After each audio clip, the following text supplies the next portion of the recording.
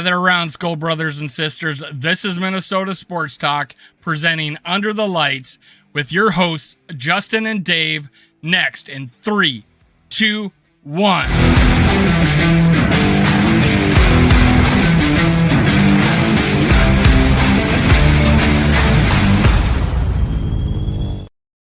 All right, gather around, Skull Brothers and Sisters. This is Under the Lights, brought to you by Minnesota Sports Talk, and I have assembled the two biggest Trey Lance fanboys in the league. Justin, go ahead, declare your love for Trey Lance. You first, man. Well, I'm just kidding. Go ahead and introduce yourself. Par for the course.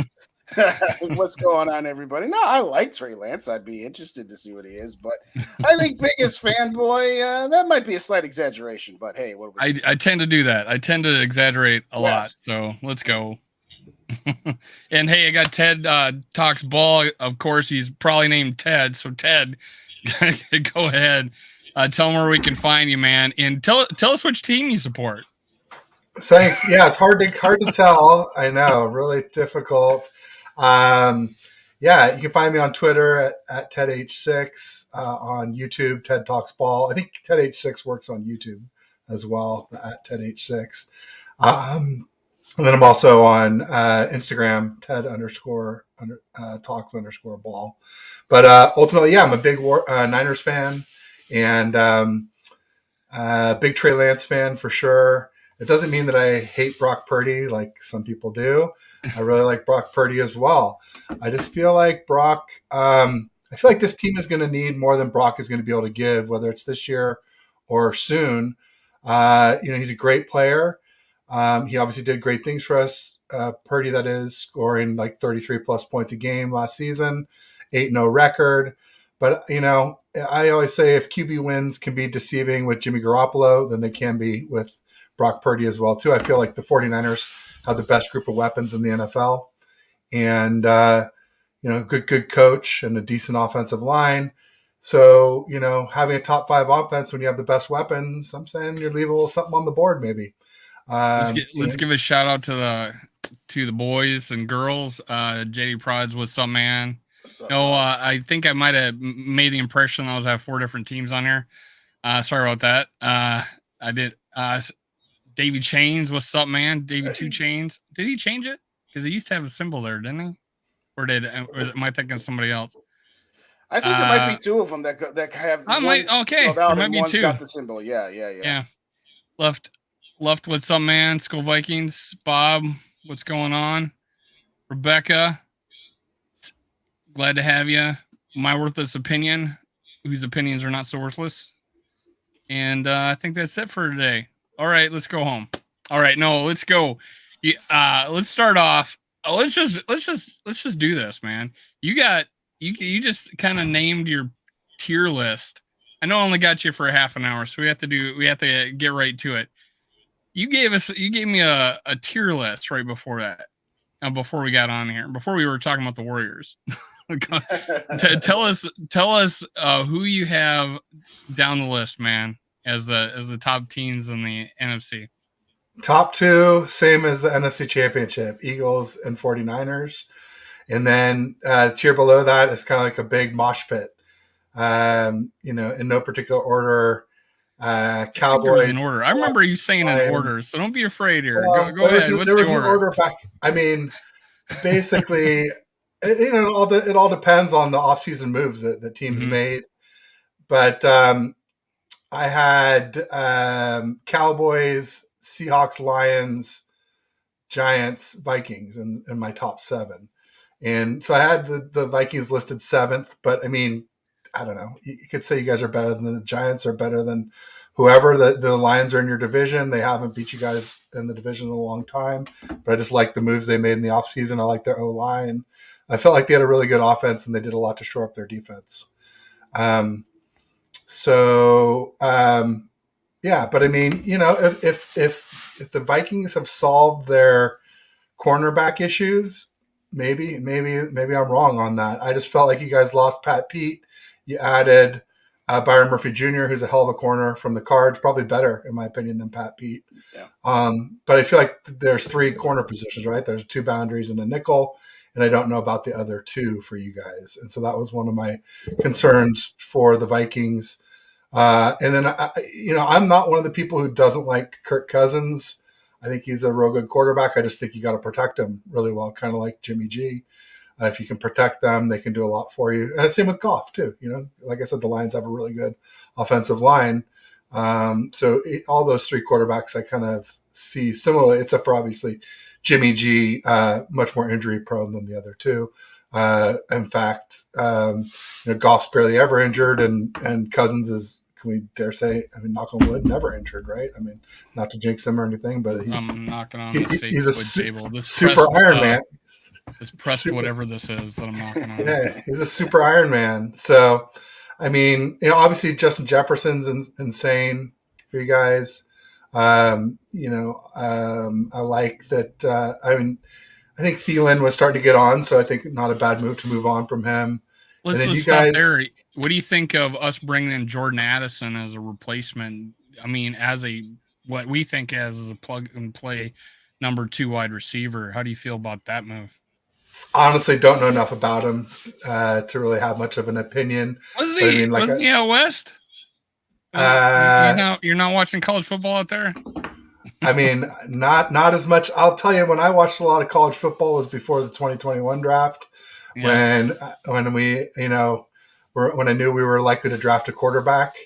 So I scouted all the top quarterbacks in the 2021 draft. But since then, not as much, and definitely not much this year because the Niners. You were just waiting for the 22. You were just waiting for the 22 draft where you took Brock Purdy, right? That's what you were hoping for. No, you were like, let's. We're gonna eye that Brock Purdy come out of college and get him the last pick in the draft, and we're gonna go to the playoffs. What's up, Skull Mafia? What's up, Raymond? Geez, we got more people coming in. Purple Rain. What's up? Well, who else we got here? No, that's it. All right.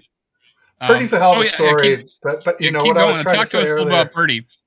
Yeah, Purdy's he's a great story. He's very accurate.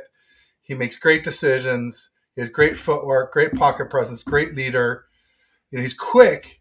He's got almost everything you want in a quarterback. The things he lacks is he's 6'1.5", so he's not even 6'1". He's got. If you called an average arm, I think you might be overstating it for an NFL quarterback. And while he's quick, he doesn't have good long speed. So as soon as he takes a few steps, people are tracking him down from behind. So, he was. I really like Purdy. I'm not one of those people who's like, oh, I like Lance, so I don't like Purdy. I like them both. I want them both healthy. And what I want for the Niners for the playoffs is to have the best QB room possible. But to me, that means playing Trey Lance to get him some experience, because to me, that's the only thing he needs is experience and to fix his mechanics.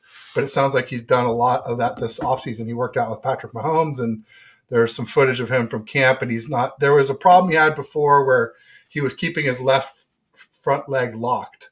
So he was kind of like rotating over it, and he's got it. He's got his front leg bent now, and as he's throwing, which is a big thing for him. And there were some issues with the broken finger that he had in 2021.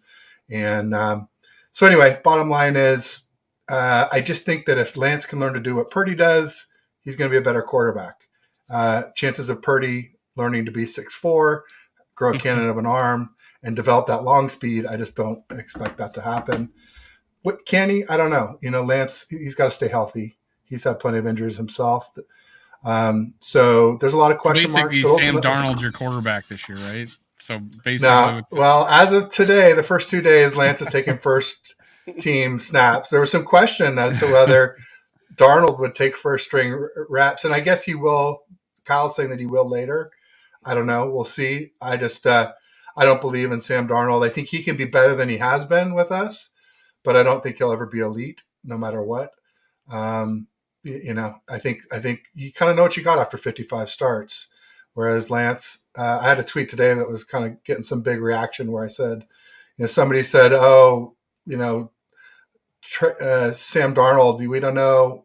I need Kirk. I don't really want Kirk Cousins, but I know. I was fan base here that wants us to trade to you. We talked about that when I was on your show. Let's just rip that Band-Aid off. Why don't you give us your thoughts on Kirk and what, as a 49ers fan, because that rumor or that conversation's only been happening for the last 5 I years. think What do you I think think about that? we would have won the Super Bowl in 2019 if Kirk Cousins was our quarterback. That's Oh, that's two people on the show that Yeah. think the San Fran would have won the Super Bowl with Kirk I think Cousins. he's better than Justin Jimmy and G. Ted sitting in a tree. I mean, if you give him our line and our run game and our defense, yeah, I think we win the Super Bowl with Kirk Cousins. Like he's better than Jimmy G by a little bit and definitely more durable. So, I didn't know but do this I want answer, him? Justin. I didn't know this answer. He agreed with you. yeah. How about that? That But no, never ever happened. but I wouldn't want to trade for him. I don't like his cap number. You know, our whole quarterback room right now with Darnold, Lance, and Purdy is $14 million in cap hit this season. So that's a big advantage the Niners have in roster building is we have a lot of cash to throw around, and we're going to need it to sign Bosa and Ayuk and some of the guys we got coming up. So Well, what he's you're only saying 20 is, now. We eat if we trade him now, we eat that 28 million. So he's only Yeah. 20 on the cap right now, for at least for 1 year. and he'd only be 10 for you because we would keep 10 of it. But so what you're saying is that when we talk about this, trying to compare, say, a Jimmy G and Kirk Cousins, what you're saying is it's easier to build a really sweet offensive line and a really sweet defense when you don't have a quarterback making 20-30 million. Is that what you're telling us, Ted? Well, I mean, we're just finding out because Jimmy G's been making 27, but I think wasn't Kirk making 27. 35 That's or a pretty good yeah. contract. Yeah, Jimmy was he was 5 years, $137.5 at the time when he signed it in 2018, right before the 2018 season. He was the highest paid quarterback in the league, but it didn't Yet last somehow long. you guys built a really good roster. Yeah, well, we had a lot of high draft picks. I mean, the Niners are kind of good every other year, and then You hit on your draft picks? That would be unusual for us Minnesota Vikings. Debo, Fred Warner, and then we hit what we hit on. What really sets the Niners apart is the late round draft picks. Like you got Kittle in the 5th, Dre Greenlaw in the 5th, DJ Jones, who's no longer a Niner but still a valuable player, 6th round pick. Talno Hufanga 5th, Diamador Lenore, starting corner now, 5th round draft pick. Elijah Mitchell, hard to call him a great pick because he's been so injured, but when he plays, he's outstanding. 6th round draft pick, and then a lot of great undrafted free agents too. Emmanuel Mosley, now a Detroit Lion, undrafted. Azeez Al-Shire, now a Tennessee Titan, undrafted. You're getting all sorts of praise in the chat for your drafting ability in San Fran. They agree with you. We did pretty well. I mean, I worry a little bit that Rand Carthon went to the Titans. Of all our defections, really in the last few years, that was the one that worried me the most. And we sort of saw it with the Titans. I think they've already made some good moves there since he's been there and good drafts, so good draft picks. So, but I think we still have the main guy is Adam Peters. Everybody thinks John Lynch because he's the GM, but he's more like shaking hands and kissing babies. And keeping Jed York, the owner, happy and being the interface between sort of the grunts, and operations and ownership. But really, Adam Peters, if anybody wants to know who to steal from the Niners, that's the guy to get. Well, that's a lot of points that you just made there is really the key differences here. I mean, you had the run with Alex Smith and Colin Kaepernick, but then you had 3 or 4 years of downtime, so to speak, where they weren't really all that competitive. So what happened there was this guy named Scott McLuhan, who was our GM, and he put together a real good roster, but we needed a good coach. We had Singletary, and he was garbage. Right. And what happened was McLuhan built this nucleus. And then Harbaugh and Trent Baalke came in. So Harbaugh was the coach. Trent Baalke was the GM. Harbaugh got them all playing great. Who's got it better than us? Rah, rah, rah, rah, rah, all the college-y stuff. Got it going. But the problem was Baalke, the GM, was secretly kind of tearing it down ever since then. And then McLuhan went off after he left the Niners, and he built the LOB in Seattle. So if you think this guy doesn't know what he's doing, he built 2 incredible cores, both in the NFC West, oddly enough. And then he had some issues with alcoholism, addiction, that type of stuff. But ultimately, Baalke started tearing down the organization. Harbaugh went to Jed York, the owner, and he said, "Look, it's him or me." And Jed York made a mistake, and he chose the GM, and it was a huge mistake, and that's what really cost us. And so then finally, after a few years of toiling, after Harbaugh left with, the terrible coaches, our defensive line coach that we elevated in Chip Kelly, Tom Sula and Kelly. Then they finally brought in, Kyle and Lynch, and they've been doing a bang-up job ever since. I mean, basically, they went from the worst roster in the league, arguably, in 2016 to the Super Bowl in 2019. So they took over in 2017. They, the biggest mistake they made was passing on Mahomes for Cousins and then not waiting for Cousins and flinching and going with Jimmy G. I think that was another mistake. And then, again, they chose Jimmy G over Brady after we lost the Super Bowl. And some people say drafting Lance is a mistake. And so far, you could say it has been, but I think, it's really foolish to judge a highly drafted QB in less than 20 starts. So, I mean, he's only had about 4. Well, the thing about 5 at the most. The thing about Lance is that you can afford to be wrong when you have drafted so well.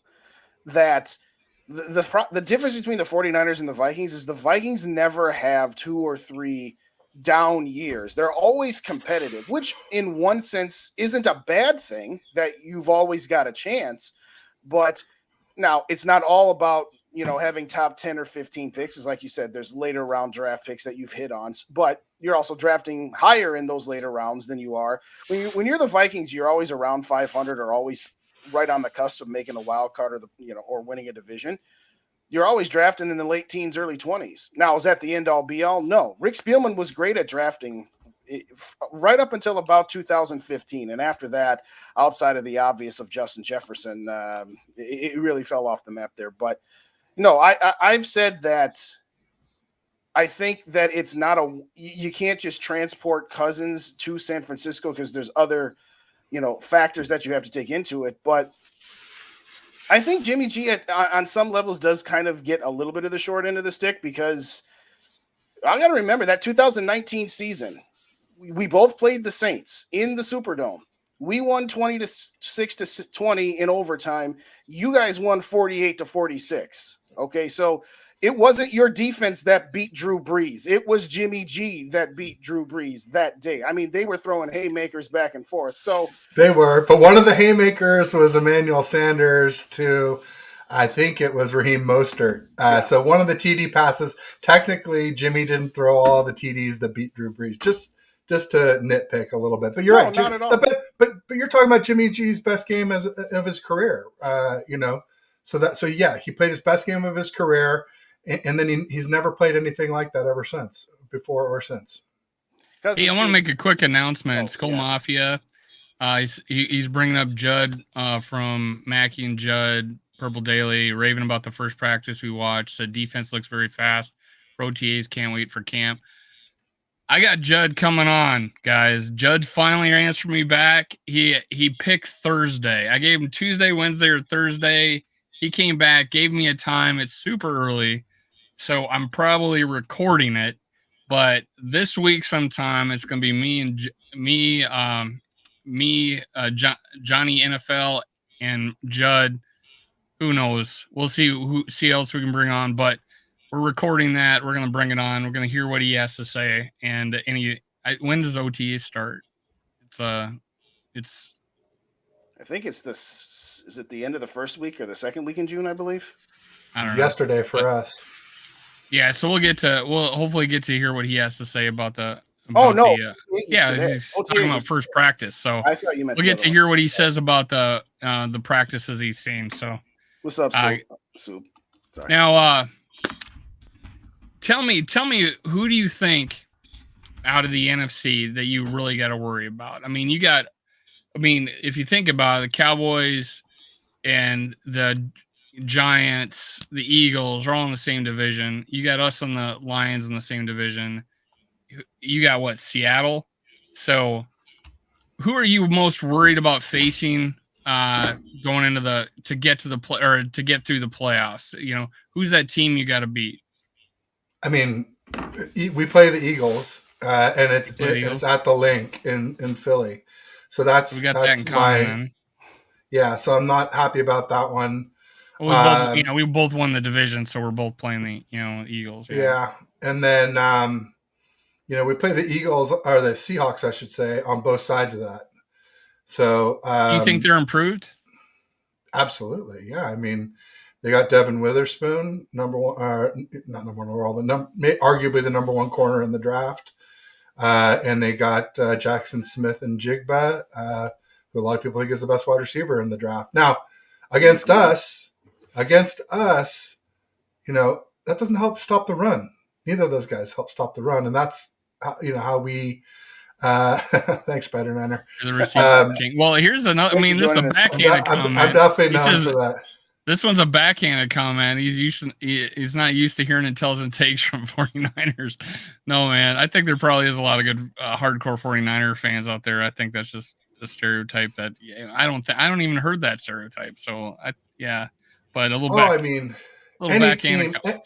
Any team that does well for an extended period of time, you're going to get bandwagon fans. Who don't know anything about the team, and they're probably the most annoying people that say the most disrespectful things to other teams because they don't remember what it was like to lose because they weren't there when you were losing. They were rooting for the other front runner at that time. So, What's it like in the stadium when you guys are playing like the Raiders or something like that? It's like lots of fights, gang warfare. Lots of fights. Yeah, I mean, I don't go to Raider games. I went to one over in Oakland before they left a few years back. They were playing the Bears, and I didn't wear Niner colors, and it was a scary place. I'll tell you. I mean, there were some of the biggest, drunkest people I've ever seen. Super aggressive, and I wasn't even wearing Niner colors. And somebody was like, "You look like a Niners fan," and I was like, "Ah." But the energy at Levi's has gotten a lot better. There was a lot of times where, we used to miss Candlestick, and I think most of us that experienced it still do. But Levi's is finally starting to get that kind of energy now. I mean, if you look at it, we've actually never lost a playoff game at Levi's. So it's really starting to get a little of that mystique that Candlestick used to have. The problem with Levi's is there's a sunny side of the stadium, and if you have games there in September when the sun's out, it's just like people just literally cook over there. So You'll notice that a lot of our games early in the season are either night games or away games to start the season. And just like this season, our first two games are on the road, and then I think we have a night game against the Giants for our home opener. So anyway, it's got a good energy now, I'll say, but it's not a great stadium. One of the problems with Levi's is that they built it for revenue. It's got this whole building of luxury suites on one side, but it really allows noise to escape. It's nothing like Seattle where they've got the two kind of bowls that face each other that just reverberate all the sound back and forth. But we did, because of those luxury suites, we did manage to land Super Bowl 60, which is exciting. At Levi's, we got 50. We're going to have 60. So it looks like maybe we're in the rotation of Super Bowl sites, which is cool. I mean, the one thing that you can't take away from Levi's is that we're, natural grass, and it's actually really, really good natural grass. Unlike this last Super Bowl, right? Yeah, no, exactly. Or the one where OBJ tore his ACL well, I was going to say SoFi, but I like to call it Levi's South. Because we own it. We have it's like 60-40 Niners fans for the Rams home games. So we got Dave L in the house, Spider Niner. I didn't give you a shout out, even though I've been quoting you here. Scolger Soup, what's up? And I think I didn't give out Drop Shot here. Oh man, sorry. There we go. CXGM is before the best in my opinion. Before the best, by far the best. I think it's by far, probably. John Schneider is a good GM. They obviously rocked last draft where they picked Tariq Woolen and Kenneth Walker Jr. And they did, I think, a pretty good job on their O-line. I think their O-line got tired towards the end of the year, but that happens with rookies. They're not used to the 17, 20 game schedule rather than the 10, 11 from college. And it looks like they did a good job this year. You never really know till we see them play. But they definitely missed a few. And look, the Seahawks have literally won one playoff game in the last 6 seasons. A lot of people remember Russ, and us Niner fans are pretty traumatized by Russ because he had a 17-4 record against us. But against the rest of the league, he wasn't that good. Like I said, they had their run with the LOB. They won a Super Bowl. They went and there was that famous Butler interception that helped the Patriots to win that one. And then since then, like they literally won one, or well, I guess it's a little after that, but one playoff game in the last 6 seasons. So they definitely missed on a lot. They missed on Rashad Penny, who now is an Eagle. They missed on LJ Collier, who was a top draft pick, defensive lineman. They had their share of misses. So yeah, recently it's starting to look better again. But like I said, they had that McLuhan was helping them, the same guy who helped Harbaugh and Balky look so great for us. And then John Schneider took over, and it's been a little dicey since then. So you had your oh, go ahead. I was going to say, Skull Mafia brought up a little. We were talking about the draft picks, and we were both a little hard on our former GM. Yeah, he's had some good picks, but there was a lot of big misses in there, and they were always they always seem to be in the first round. So it was, we got Cook in the second, we got Hunter in the third, right? I did say post 15. So yeah, okay. Yeah, so he's got JJ, Darrisaw, and O'Neal. I was going to say Darrisaw. Darrisaw, O'Neal. Well, I guess Cook was 17. So yeah, he was in that 2000. So he's had good picks and he's had some good late ones, but those first round picks, man, have been. There's like about that year we had 3 first round picks. Where are they now, right? So they didn't. They had a couple of good. They had a good 5-year career with us. One ended up getting a surgery that cost him his career, but 2 of them they were gone. I guess Xavier Rhodes got a second contract. But how many years did he play? Well, 2014, and he played through 19, so that's 6 years, right? All right, so he had 1 year into his second contract, and then we had Anthony Barr, who struggled later, and many people didn't want to re-sign him. So those weren't like gigantic picks for us, but there were some picks that just didn't happen. First round cornerbacks that didn't work out for us, but he gave us Darrisaw and Justin Jefferson, and things are changing with the new GM. So hey, hopefully we hit on a lot of these picks. He hasn't had as many picks as Spielman, but hey, hopefully they're good ones. But yeah, it was good points, Skull Mafia. So circling back, give us your list one more time. Now, I agree with your top 3. I believe that Philly, San Francisco, and Dallas are the top 3. But give us your 4 through 7 again, and then I'll give you mine. And I want to ask. Sure. Yeah, it was. I mean, I would say no particular order because, the Vikings were up there last year as one of the better record teams. I know you guys were in a lot of close games, and some people take away for that. I kind of think that's a good thing to win close games.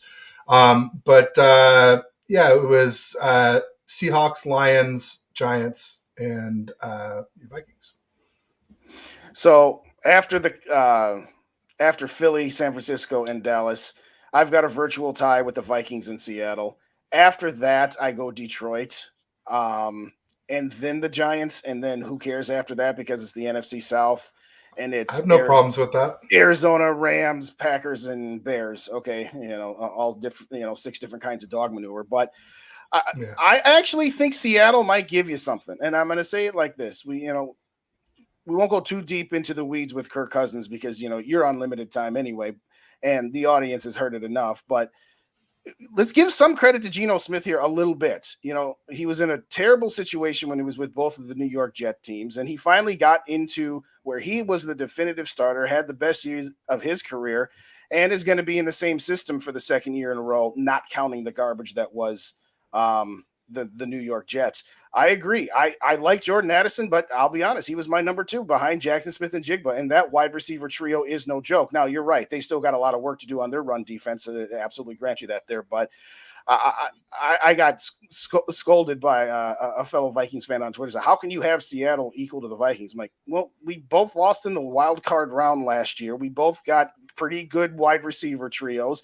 Their defense is better than our defense, so I don't think it was outlandish to say that they're at the same level.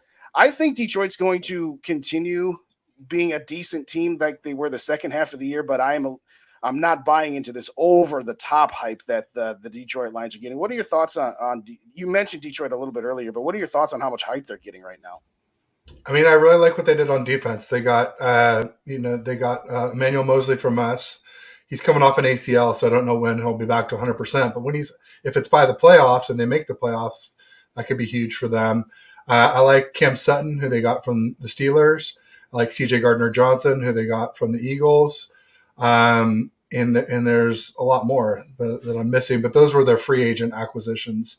And then I don't know. I didn't really care for their running back that they drafted so early. I liked the player. I just think, whatever they took him 12th or 14th overall, it seemed a little bit of a reach. And same with their off the ball linebacker that they took in the first round too.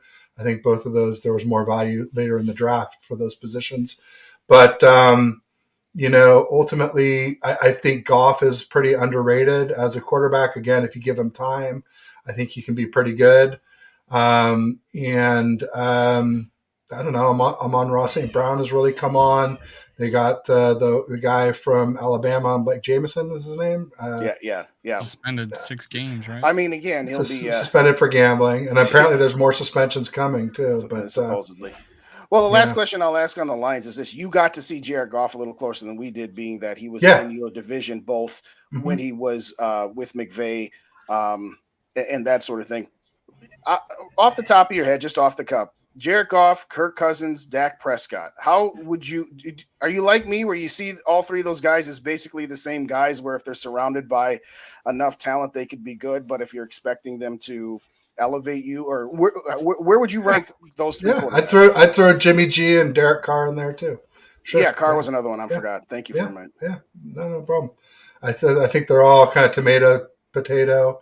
I like I said, I like Cousins a little bit better just because I feel like he has a little bit better deep ball than most of those guys. And the durability thing for me is a big thing. After Jimmy G, I just can't put Jimmy G in there because we call him Jimmy Glass, a lot of us out here. So, well, one of the points that people make, just like Justin made, is that Kirk Cousins is not a guy that can elevate his team.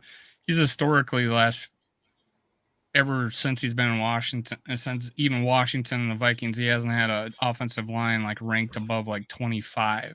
And this past 3 years, it hasn't had a defense ranked above 25. So honestly, out of that group right there, there's one guy that did elevate his team to 13 wins out of, defense got to make that stop, right, Justin? But anyways, he's out of that list. It's like he was the one player that has elevated his team with a average mediocre offensive line. It was better, but it was still average mediocre. And then the defense, which was the 31st in the league. So I think out of that list, Kirk Cousins actually has, and Ted, you said you liked him out of that group, but has actually elevated. Do you see that? Like the offensive line has absolutely been ass in his career with the Vikings. And then the defense, the last 3 years at least, has been absolutely terrible. So I feel like he has elevated. He has been a guy that's elevated his team. Even just last year when you guys struggled, wasn't Darisaw out? I mean, Darisaw? He missed a little bit of time with a concussion. He missed a game and a couple of half games. We finished the season without Brian O'Neill. Yeah. So I mean, yeah, you just got to protect him. Same thing with Goff. Same thing with Jimmy. Carr, maybe not as much. And then you say you got to protect him, but he was hit more than any quarterback in the league. And I think I attribute that to a lot of his fault because he does hang and hold on to it to make that throw, and he does take that hit. So he doesn't actually move out of the pocket to avoid that, anticipate that. And I don't know if it's a conscious choice, and it could be, or it's I can't move. And I don't think it's I can't move because we've seen him make a couple big run plays and get out of the pocket. But honestly, with the offensive line wasn't intact the whole season. We finished the season without him, without O'Neill. We missed Darisaw for a while, and we were missing our center for quite a few games. He did overcome that and end up being fifth in league in passing, like sixth in passing, fifth in touchdown, somewhere around there. I thought his best career, even though it wasn't his best touchdown, his best accuracy year. He had more interceptions than he has at the Vikings, but he did take more chances. I think he actually did do those things that people criticize him for this past year, and I think he started doing it the year before. So I think we got a lot with the same play caller, the same offensive line coming back fully intact, playing the same position as they did last year for like the first time in Kirk Cousins' career. Same play caller, same offensive line. I look optimistically on this year. And as far as the defense is concerned, I get it why people aren't giving us credit yet because he's got to prove it. But I'm bringing in Flores, I think is going to, and I think it's not going to surprise people. I just think people are down on the Vikings defense because of the way they were. But I think a lot of weight will go to having a new coach, a new philosophy, attack style like we used to have and we used to be excited about. But that's where I put us number 2 behind Philly. I did have us ahead of you only because of your unknown necessarily quarterback situation, and that's the only reason. If Jimmy G was starting this year and completely healthy, or Purdy, I knew Purdy was healthy, I'd probably have you ahead of us, but I don't know that. So then, and after that, I would put the Cowboys right there with us. I'm just being a little bit of a homer, putting us a little bit ahead of them, but that's where I have us. And like you said about a team you were talking about earlier that's only won one playoff game, the Lions have only won one in the Super Bowl era. So they're a lot of that. That's why the same old Lions has always been a phrase with us. But that's the way I got us. And that was the most long-winded diatribe I had in my whole YouTube. That's fine. No. What I would just say about the Lions is, it looks like they made a lot of nice moves. But like you said, it takes time to kind of shake off that kind of losing. It's unlikely that they're going to just pop in and go win the Super Bowl just because they got the pieces in place. It'll probably take them a couple years to make it really, really work. But I do see them making the playoffs. I think Davey Chains is being a little hard on Kwesi, don't you think, Justin? A touch. I mean, one of the things that I've said in my video is, like, for example, slight off topic, and then I'm going to get back to it. I have to wrap it up with you. But did Kwesi get ripped off in that Zadarius Smith deal? No, he didn't get ripped off. If you told me right now you were going to sign a player to a 1-year contract, guess what happens when that contract expires? They walk for nothing. They signed Zadarius Smith to a quote-unquote 3-year contract on paper, but it was a virtual 1-year deal. And the fact that you got something in return for him in and of itself, you weren't going to get a 3rd-round pick for Zadarius Smith, okay? You're going to get a couple of back-end, day 3 picks. It's better than 0. If, as an example, Marcus Davenport doesn't work out and they don't re-sign him, there is no possibility of trading him because he only signed a true 1-year deal. So I think with the last 5 years and how much money they have spent pretty much up to the cap every year in this window, starting with the re-signing of a lot of their players, Thielen and Diggs, and eventually Cook and Cousins and Anthony Barr, etc., that at some point the salary cap bill comes due and he's had to work. Now, that's different than drafts now. I'm going to separate the drafts from free agent signing because those are 2 different things for me. But I think Kwesi has done as good as he can from a free agent and a draft and a trading standpoint as that he can. But maybe I'm drinking the Kool-Aid too much. I think people are probably upset of the first round trade last year. Yes, they just can't get over it. That I'll agree with.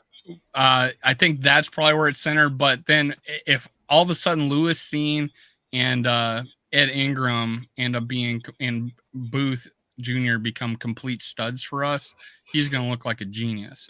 And unfortunately, on 2 of those guys, health was an issue last year, but they were freak injuries. So real quick to wrap up my last comment to our guest here, but real quick, shout out McAndrews, shout out Rhino Vikings Uncensored. Wow, it wasn't freaking updating, man. I'm sorry, guys. It was stuck on Davey Chain's Niner comment. There you go. Appreciate it, guys. Thanks for sticking with us. Uncensored. So, Ted, I guess where I was going with the Jared Goff thing is I think that Jared Goff at times gets a little bit of the short end of the stick. I mean, he did get a team to a Super Bowl last I checked, and everybody wants to say, well, that was Sean McVay and the team around him. Okay, so we're going to penalize it. We're going to penalize a guy for taking full advantage of an opportunity that he was given when other people are also put in good circumstances and don't take full advantage is beyond me. But he had kind of prime Todd Gurley back then, and as soon as Gurley left, he kind of fell apart. It was just funny that when McVay could talk in his ear and tell him what was going on, things were fine, and as soon as teams figured that out, there's that 15 seconds from when the coach can't talk anymore till the play clock runs out. And then all of a sudden defenses are doing all these shifts after the blackout period, and Goff just couldn't figure it out. So, I mean, I do like him. I do think he gets a little bit of a bad – I mean, look, he was number 1 overall, right, coming out, wasn't he? Right, that's true, too. Right. So there's a reason for that. You can look at his highlight game, like I talk about Jimmy G in New Orleans. I'd put Goff's highlight game where he beat Patrick Mahomes in that shootout in Kansas City. I thought that was, it was like 50 whatever to 50 whatever. I think it was the first time 2 teams had ever scored over 50 in a game together. So, there's some things to like about Goff. He can throw a nice deep ball. He just, I don't know, if you get him flustered, if you get him pressured, he's going to make a lot of mistakes. That's all I can tell you. And so he's in the right place with the Lions, where they have arguably one of the best offensive lines in football, maybe after I'd put the Eagles number 1 and maybe Lions number 2. I'm not sure. But, I mean, I would definitely put the Eagles number 1. Now, you only gave us 30 minutes, and you said you'd go over it if it was good, and it was good, obviously, so you stayed over it. Is it time for you to go, man, or? Ideally, yeah. I mean, my childcare likes to take off a few minutes ago, so. By all means, we don't want to hold you anymore, Thank you so much, man. We'll do this again. Thanks for having me on. Let's do it again. Obviously before we play. Yeah. But anytime you guys want, or I can have you guys onto my channel next or whatever. But let's, as soon as there's some more updates, me and Justin got independent shows. He's Purple and Gold for Days, so you can get him. You can get me. He's on Twitter too, so you can really reach out. Let's do that. And I love to collaborate, and we'll do it again soon. We'll definitely do it the week before the game we play each other. And if by some miracle happens that Kirk for trade Lance trade happens, I'm guessing we can do another super show. I think that would be a real good reason. These guys are still holding out hope, man. They're still holding out hope to get rid of Kirk. Hey, I'm just trying to get Shanahan a Super Bowl. He's done such a great job with Lance, that team, Lance grew up a big Minnesota fan. Like, he wanted to go to University of Minnesota. He's a Vikings fan growing up. So, there's some. It makes sense, Ted, doesn't it? It makes Kyle loves Cousins. Most of the Niner fans don't, but I mean, I wouldn't be against it as most of them would. But ultimately, I want Lance. I want to see what we got in him. I think trading him away before we know what we got, it could be the thing that Kyle never lives down. That's why I thought it wouldn't happen. You guys needed him because of your Purdy hurt. You don't. Well, Arnold, there was a Purdy update today that he's supposed to start throwing next week, which is 11 weeks from surgery, which is a week early. They were saying 12 weeks, and now it's 11. So supposedly he's ahead of schedule. I don't know. We'll see. I don't think anything means anything until he actually starts throwing a football. No, it's still subterfuge season. We all know that. Yeah. Kyle loves his misdirection, whether it's play calling or his communications. He thinks he can outsmart everybody, even though sometimes it's brutally honest what's going on. Well, thank you so much for joining us, and thank you for all the Niner fans that came in and hung out here with us tonight. Spider Niner was one, and I'm guessing Steve-O, Supremo, definitely, absolutely. Right. We haven't seen this one, so I'm pretty sure that one was. And if you're Viking fans, you want to listen to a 49er fan that knows his team, go over to TED Talks Ball and subscribe, man. Thanks, guys. I really appreciate it. And Justin, I'll look you up, or I'll get Dave to hook me up with your details. I will. Thanks, guys. I'll send you a note. Thanks, man. See you, man. It's been a pleasure. Cheers. I think Rhino made a good point here. Scene got hurt early. Williams, one catch, and honestly was blown coverage. He didn't look amazing in that catch. All he had to do was slow down and basket catch it and run into the end zone. So he didn't impress anybody this past year, right? No. And Lewis Seen had a freak injury and looks like he's going to be healthy. So this may work out. It may work out for both teams. Who knows? Well, where I was going with, I didn't want to go too far down the rabbit hole with our guest, but okay. And this is the same thing I've always said. It's not just about Kirk's contract, ladies and gentlemen. It's about giving a second contract to Dalvin Cook, giving a second contract to linebackers, with all due respect, Anthony Barr, and to a certain extent, Eric Kendricks. Guess what? After 2017, you had to give money to Thielen and Diggs and all those guys that I just mentioned. So they've been making these moves with this window in mind where, no, we're not going to take a step back. We think we've got this team. Obviously, you can't change history. We've had that discussion, Dave, but 2020, what they do, they restructured deals and did extensions and void years and kicked the can down the road. If you thought Kwesi was going to be able to fix this salary cap mess in 2 off seasons, I got another thing for you. It took 5 years to get this salary cap debt to be as high as it is. Especially if you're going to try to remain competitive. Yeah, you could have cleared the decks of all of the salary cap mess in 1 year by this time last year, trading away Harrison Smith and Adam Thielen at the time, and Eric Kendricks, or even Kirk Cousins. You are not going to appreciate you, Spider Niner. We appreciate you. Whichever channel you're on, either Minnesota Sports Talk, go to the other one, Purple and Gold for Days, because we I think you might have subscribed to mine, but go to Purple and Gold for Days. That's where Justin's on. But what I'm saying is that if people expected Kwesi to be to A, remain competitive, and B, clean up the salary cap mess at the same time, no, you could do one or the other, but you can't do both. And they've decided to remain competitive and slowly pay off their salary cap credit card debt. And yeah, you got rid of a whole lot of money by dead moneying all of Thielen's money this year so that you didn't have any carryover into next year. Same thing with Zadarius Smith. Dalvin Cook, he's going to get some carryover, but it's only going to be $3.1 million. But yeah, it's going to take 2 or 3 years to clean up this mess. So people need to give Kwesi a little bit of a break. Yes, you traded back and you didn't get enough in that trade in the first round last year. We acknowledge that. But sans that, he's done the best job that he can with the constraints he's had, in my opinion. I don't know. Yeah, Rhino makes a good point. Spielman had to clean up a mess of Spielman. Spielman was worried about his job and was making rash decisions and was not communicating, and honestly, by the end, wasn't communicating with Zimmer. They had a nice little marriage going in because he was listening to his coach and who he wanted. Kwesi's a little bit different. He listens to the scouting room mainly, and then makes a decision off that. Sure, I'm sure he takes his player he wants, but I think he listens to where those guys are, rather than making a rash decision and maybe reaching for a player. I think the players that people thought were reaches for him, like Blackman, let's say, right, actually is well respected around the league. And when we start looking at him, we're like, oh my goodness, where did you find him? That's a great pick. We'll find out soon enough. Like if Blackman wins the starting job, or Boo Jr. wins the starting job or we get a nickel corner out of Ward. Because I went and watched one of their videos. They did the draft, and they think Ward is our nickel corner in this league. That's why they got him. What is he, 6'2"? Yeah, good size. They think he's a nickel corner, and that's why they announced him as a corner. So we may have depth at all corner positions now, which I know they're young.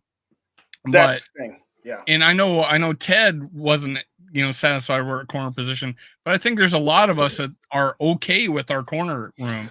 It's our middle, it's our off-ball linebacker, it's our interior D line we're worried about. We're not necessarily worried about our cornerback room. And I think that's where Kwesi actually has listened to his scouts and hasn't taken the name just to take the name. If you get what I'm saying. No, I totally get what you're saying. I would probably like what happened to Kellen Mond. That's a whole nother show there, Spider Niner. But I would like one more veteran cornerback. I'd like one more. Not to go the whole Mike Zimmer bit. You can always use one more, but it fits in this instance because, I wanted Rocky Ya-Sin as an example. But why I want one is, okay, Byron Murphy's going to be starting quarterback. Well, who's your second? It doesn't matter what the answer is. The answer is going to be, it's a question mark. Whether that question mark is because they're a rookie in Ward or Mekhi Blackman, or whether you're talking about guys like Caleb Evans, who I like. I really do like Evans a lot. But he had 3 concussions in a 6-week stretch. That's not going to go away. And have said this before. My expectation for Andrew Booth Jr. is that I expect nothing from him. So either A, I'm right and he gives us nothing and I'm not disappointed, or I am pleasantly surprised. And it's nothing against the guy personally. It's just he's got a litany, a rap sheet of injury concerns that. Okay, Lewis Seen. We've talked about him a little bit here, and he looks great in these videos, and everybody's talking about how great Lewis Seen. That awesome. I hope that is the case, but that's a whole lot of question marks outside of Byron Murphy Jr. and Harrison Smith in the secondary. I would like one more. I mean, I made mention of Marcus Peters, and I think Rap did too on his most recent video, and I get it. Peters, had an ACL 2 seasons ago, and some people think that he might not be the best locker room guy. I would take my chance on one more veteran cornerback so that we don't have to start a rookie or a second-year player week 1. One of the thing I tend to agree with you on that. The only caveat to that is I think we got a starter in there somewhere, and I have no doubt one of these 3 guys, Blackman, Evans, or Booth Jr., is a starting quarterback in the league in a good one. One of these, I think they're all good corners. I just think, but just the odds of it happening to where you get a stud is you're not going to get 3 studs. So I think there's a stud in there somewhere out of those 3, and I want to find out. I don't want to put a mediocre, over the hill or 30-year-old cornerback in there and hurt the development of one of these guys. I think having Murphy helps, but he's young. And that way we put a guy when we find out, hey, one of you guys got to win this job and competition. It's not like we have 3 shitty we have 3 just 7th round picks fighting it out for a first. Oh, true. We got there's talent there our iron sharpens iron and shit like that and all those slogans. That is a cornerback room, I think, with some serious personalities that are going to go after it. Blackman, man, he's not going to shy down and be shy about it. And Booth Jr. certainly isn't. We know what happened to him and him fighting with receivers last season in camp. I just think we got it there. But Rhino makes a good point about I'm still worried about the defensive line. Oh gosh, I mean that's the biggest as far as I'm concerned. Well, it's the same thing we've always said. Interior on the offensive line and interior on the defensive line are still the 2 biggest areas of need on this team. I don't know if you saw my. I can't remember if I've talked to you about it, but for whatever reason, the Jets haven't re-signed Quinnen Williams yet, and they don't appear to be close. And I know that would cost a lot, but I'll take Quinnen Williams on this team, and I'll give up the draft picks necessary to do it. And I know that also means that would potentially hurt the possibility of taking a quarterback in next year's draft. What's up, Sarah? How you doing? Good to see you. Sarah, I heard you were looking for me. Rap says you were looking for the Kirk Stan, the number 1 Kirk Stan. Is this about your t-shirt? Are you sending me a t-shirt yet? But hey, it's a Minnesota, was it MN Sports Talk at gmail.com, or just comment on the video. I'll reply back to you with it. I'll actually do it now. Oh, yeah. Quinnen Williams, I'd take him. I know he's better suited for the 4-3 than 3-4, but he'd be better than anything we got. And I'd be willing to at least have some conversations about bringing that guy in because we need some help on the interiors of both of our lines, but defensive especially. I mean, all due respect to Lowry, are you frozen? No, you just hadn't moved. Okay. Emailing. All right, cool. All due respect to Lowry. Yeah, Spider Niner's like, yeah, who wouldn't take Quinnen Williams? That dude's a monster. Outside of the Giants who got Lawrence and the Rams who got Aaron Donald and the Commanders who got Deron Payne. Because those are the only 3 tackles I put above Quinnen Williams. And I know, like I said, I know it would cost a lot of money. I know it would cost draft picks, but I'd do it. If you're serious about this, if you're serious about no, we're pushing forward and we're trying to build off last year and we got Brian Flores. At some point, you got to get Brian Flores some players. Particularly if we don't bring Danielle Hunter back, we can talk about Hunter. Did you want to address Spider Niner's question about Kellen Mond, or should we just let that one go into the ether? Where is it? It's a few up there. He said, "What happened to Kellen Mond? He's garbage." Okay. Yeah, I wasn't happy when we drafted him. I thought it was a wasted pick. I mean, I wanted a quarterback. I'm always wanting a quarterback, but if we were going to take someone in the 3rd round, I wanted him to impress me. He didn't impress me. The quarterback we drafted Jaren Hall this year actually impresses me, and we took him in the 5th. That's a good pick. Kellen Mond wasn't. It was one of those, hey, I need a secession plan. Let's tag Mond. It was a bad move. I don't know what happened to him. This guy shrivels in the spotlight. He has an arm, but he was underthrowing people. It was embarrassing to watch him play. He had that one in the second preseason game where he had a few good throws, and we all got kind of excited. Maybe he isn't that crappy. No, he's all the way crappy. It wasn't very good, and I feel bad because he's such a nice guy. He is a nice guy. And I'll say this: I was at training camp and I watched him, and he has some zip on the ball, and he did have a strong arm. He's got an arm. He has legs. He's stiff though. He was in college. He was stiff. Just didn't have it. Sorry. I mean, I was hoping for the kid. I really was, because it was the first time we actually took a quarterback in a while that wasn't like a 7th round pick, like a John David Booty or something like that. And not that Rhino's like winning this chat with all these great points, and that's probably why he's got a YouTube channel. If you're listening, we'll go to Vikings Uncensored and subscribe to him. I think most of you guys are in here, but Rhino, man, I think Pace is a situational player right now until he can prove he can handle pass coverage. But I think he fits in Flores' mindset of attack. And that's where he's going to shine. Is he a 3-down back linebacker yet? Who knows? But, it sucks that he's undersized. You want him to be a little bit taller. You want all these things, this, that, and another. But I think it was just a great value getting him as a UDFA. This guy should have been drafted. No, I do too. I mean, I love the Pace Gang thing that our compatriot Rap has going on. I would, if East Coast Gridiron would let me get in on that honeybee bet of Pace making the team, I would take the bet that he does make this team. He'll definitely be a solid contributor on special teams. And I also, to East Coast point about him sometimes being lazy, I don't think that's going to fly with Brian Flores. I think Flores will get him out of that mentality, lickety split. So I'm excited to see what Pace has got going on. Circling back to the D-line, Jaquelin Roy, if he can be something halfway decent, then we might have something. But again, it's hard for me to just be hope springs eternal on that. So yeah, I'm still wanting to get something. It's really there. That might be the key to a really good defense if he's able to come in and be that nose tackle that we so desperately need.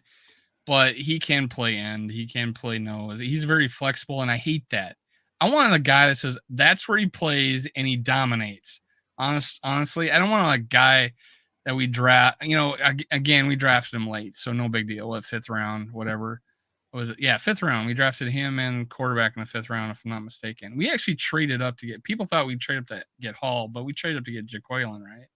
I forget how in that draft show it sounded like we traded up for him, and I couldn't remember.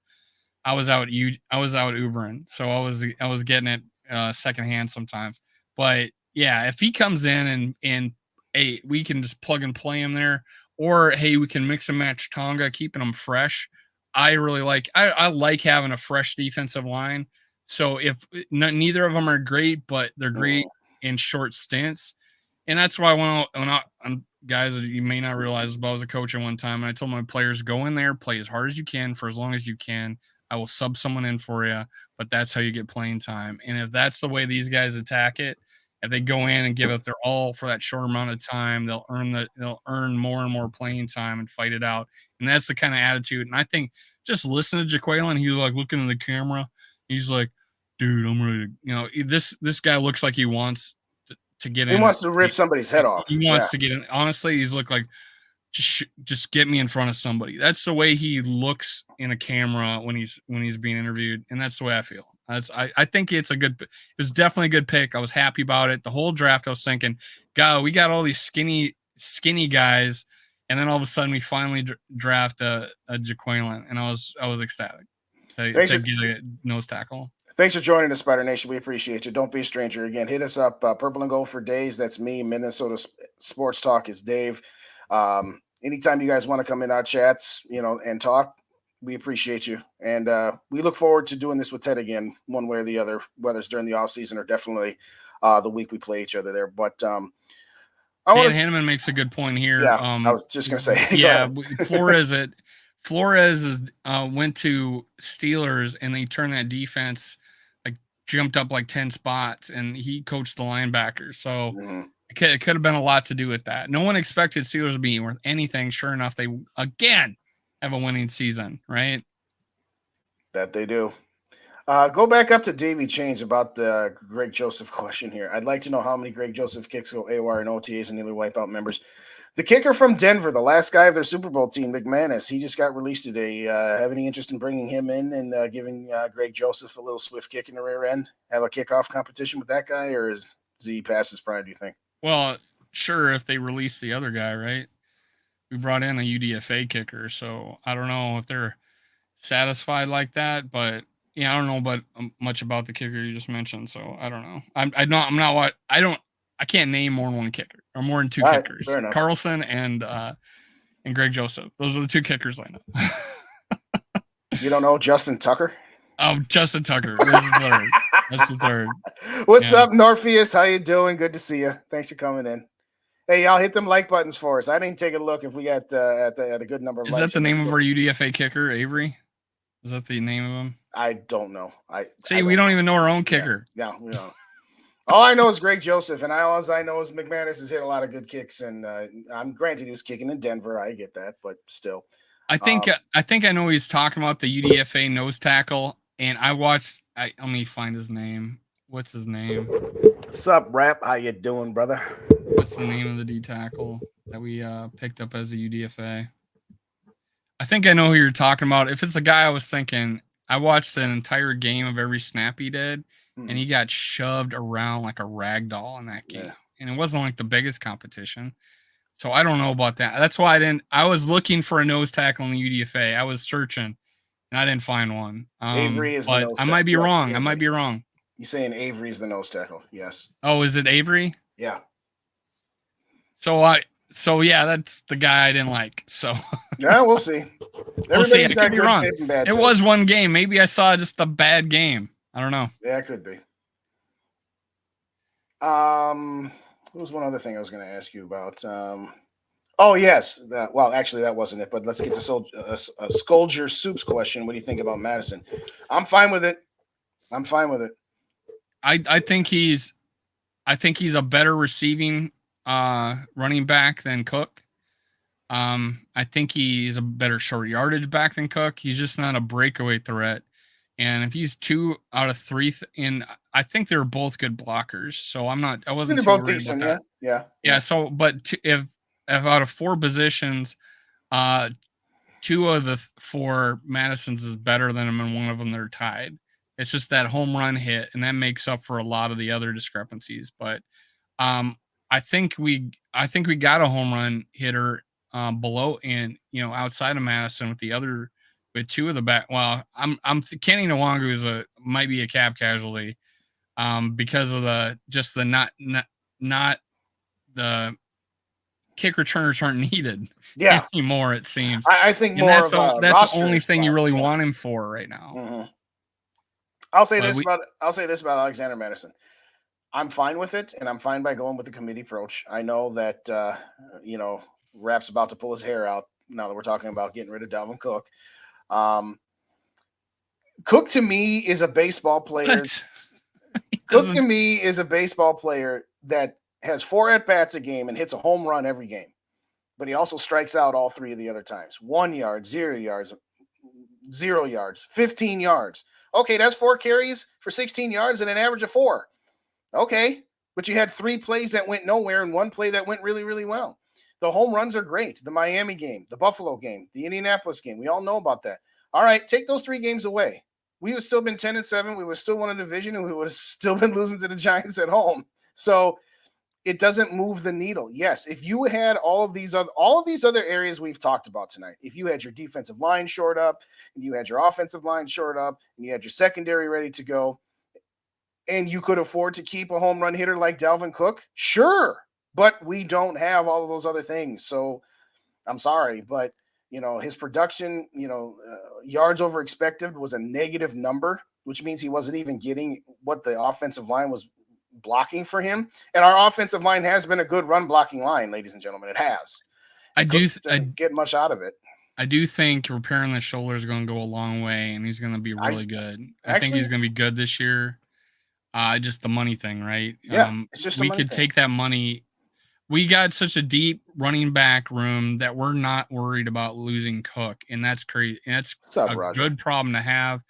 I would not be opposed to having Cook, and yes, I do think Madison. Never seen him fall down on his ass with the ball, hitting him in the numbers and at the goal line. I haven't seen that. So against Buffalo, but there was some issue. Sometimes he just wasn't getting the ball. And there was a reason it seems like they weren't throwing him. We were like, why aren't we throwing it to him? Well, they went away from that. They practiced it in the preseason. They went away for some reason. And so it makes me think that Madison could, and I've not seen him where I'm like, oh my God, I can't believe he dropped that. But he just hasn't had the opportunities yet. I feel like he's a better receiving, and not by much, but enough to where he's not falling on his ass looking silly at the goal line. And but Cook, was used improperly. So if we're going to use something, like I've said before, and Justin, you've repeated it sometimes, if we're going to misuse a guy like that, let's misuse someone so much cheaper. Yes, exactly. And to Skull for Life's point, we're going to be a pass happy team. This is a pass happy league. You don't have the rooms for Adrian Petersons and Emmitt Smiths anymore that are, going to get 25, 30 carries a game. It's just not the most efficient way to do it.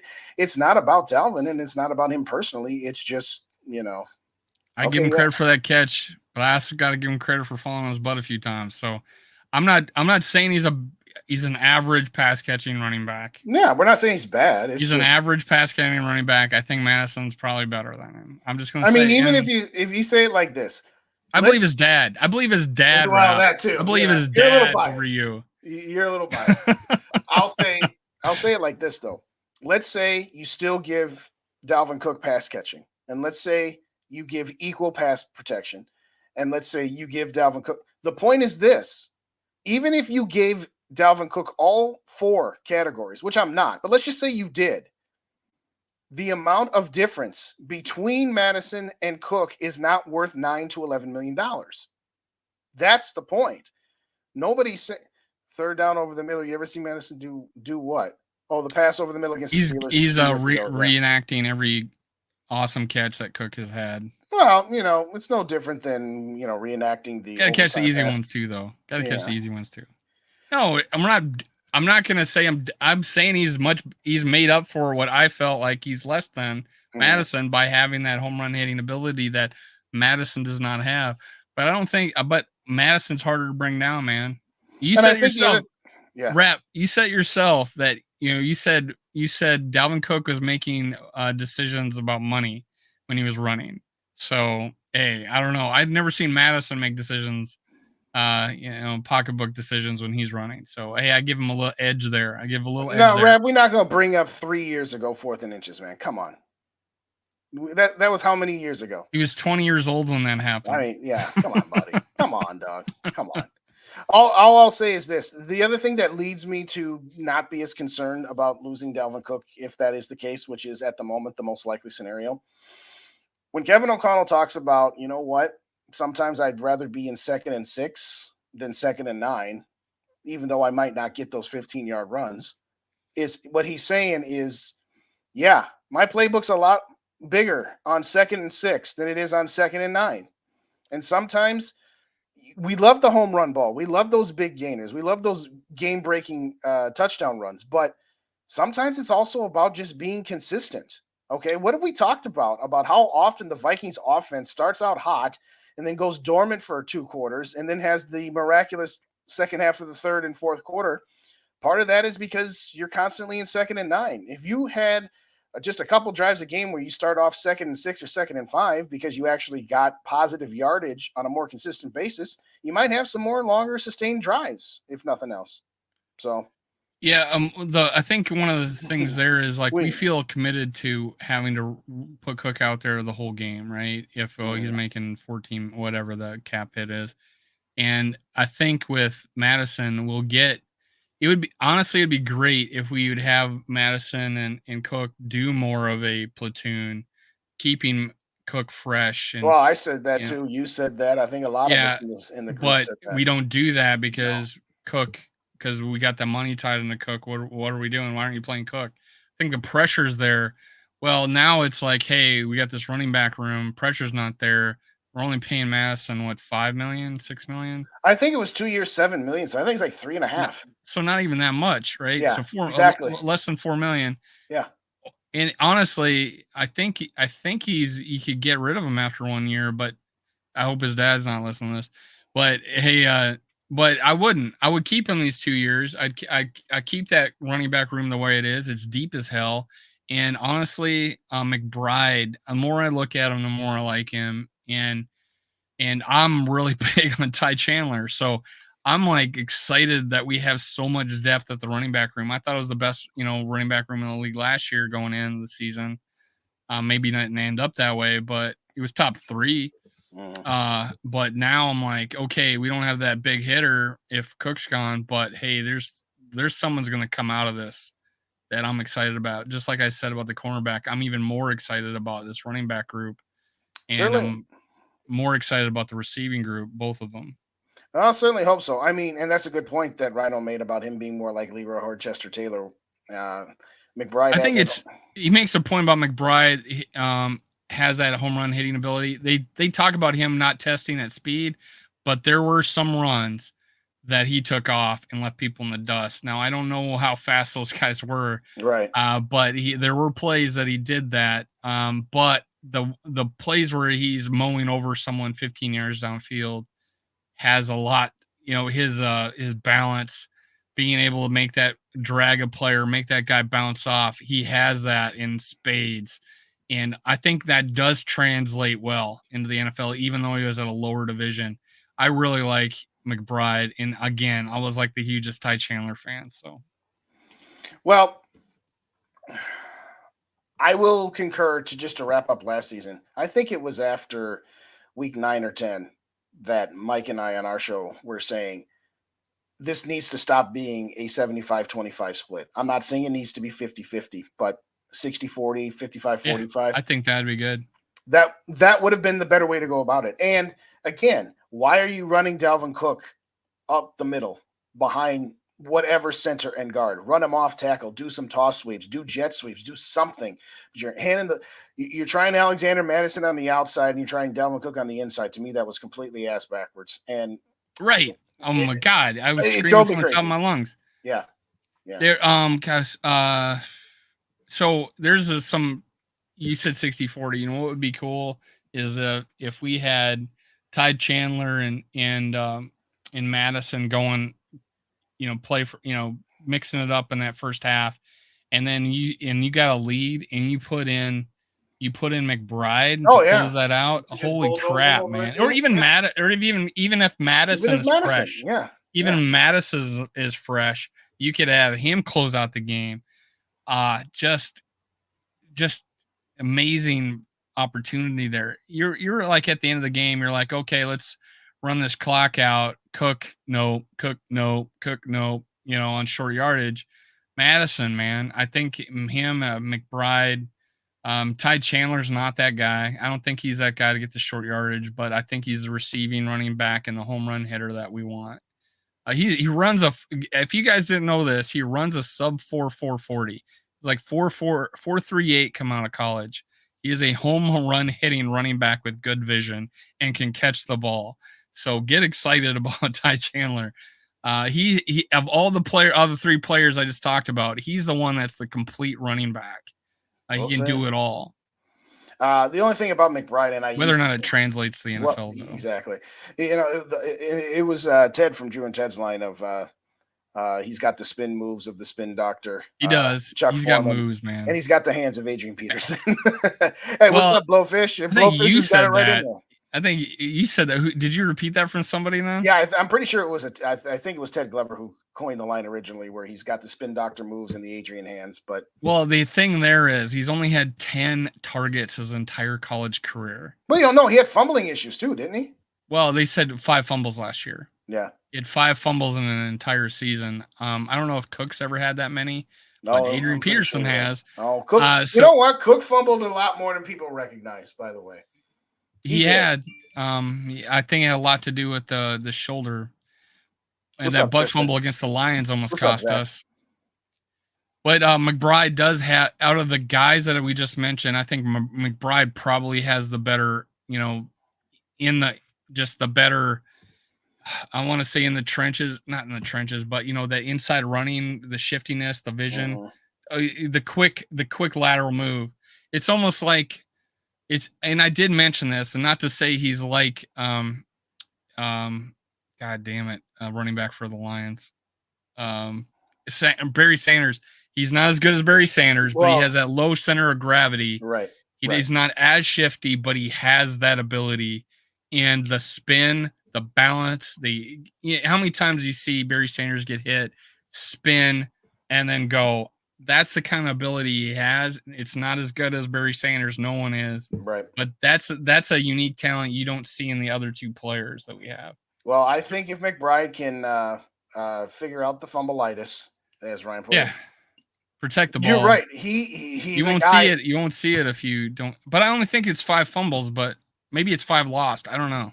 Maybe it was more. And I think we've got 3 people in here that have said every time Cook fumbled, he got hurt. Yes. That's like who was it? Xavier Rhodes. Xavier Rhodes. Every time he got burned, he had to go to the sideline with a hamstring pull. Somebody caught a pass on me. It must be. Grabs his hamstring. Oh my gosh. Yeah, I see what you're saying. No, but what's up, Zach? Good to see you. I don't know if you heard me, but I'll say it again. Thanks for Dan. And we mentioned Blowfish. Thanks again for joining us, everybody. I like your idea though. If you're up by 10 and you can just, without the fumbleitis, give McBride, because again, he had I feel equally 4.5 yards after contact. I mean, if you do that with right there, yeah. So yeah, he has the potential. Madison has it already, right? I feel like Madison has that already. You just give him more carries. Possibly. And that was the thing. Like he didn't want to go to University of Washington. His dad said he went to Boise State because they ran the ball. And the more carries he got, the better he was. And that's true for a lot of running backs. Sure. But yeah, I feel like we got a situation. It might be addition by subtraction. We might not be so heavily reliant on Cook that we actually become a better football team, because we're not solely focused on, hey, he's going to hit one. Let's just keep giving it to him. Right. Oh my God, why are we running it between the guards with him? Why are we making this mistake when we could be, okay, Madison here. Oh, let's bring Ty Chandler in. I think we might be making better football decisions on the field rather than relying on that big hitter. And it worked a couple of times, man. It worked in Miami. We finally hit one, but he had 20 yards the entire game until that one. Yes. It's like, that's kind of my point. I'm not blaming him. I blame that our offensive running scheme, or our play calling running scheme, whatever you want to call it, it wasn't happening. He made it look better by every once in a while hitting a big one. That in Buffalo, and then the reception in Indianapolis, all those things. We had a big hitter, but it was almost like we were relying on him too much to eventually hit one, where someone mentioned it. I want to go dormant for 2.5 quarters. Yeah. Yeah, Blowfish, that's a good point too. And in some of the discussions that I heard over the weekend with the passing of Jim Brown, is that Jim Brown, had kind of said, hey, don't fight for 6 inches because you could get hurt or you could end up getting fumbling. But it's a mindset thing. You can't get that out of guys' heads sometimes. But hopefully, I mean, again, where this guy played and the opportunities he was or wasn't afforded, I'll give him the benefit of the doubt. But he needs to do, what was the name of that movie, The Program, where the guy was fumbling and the coach said, you're going to carry this ball around, and if anybody brings it back to me, you're cut or something? They need to do that with McBride there. There you go. I don't know if it was a program, but it was that other movie, that college movie, and it had the guy that played in the house and was in the TV show House.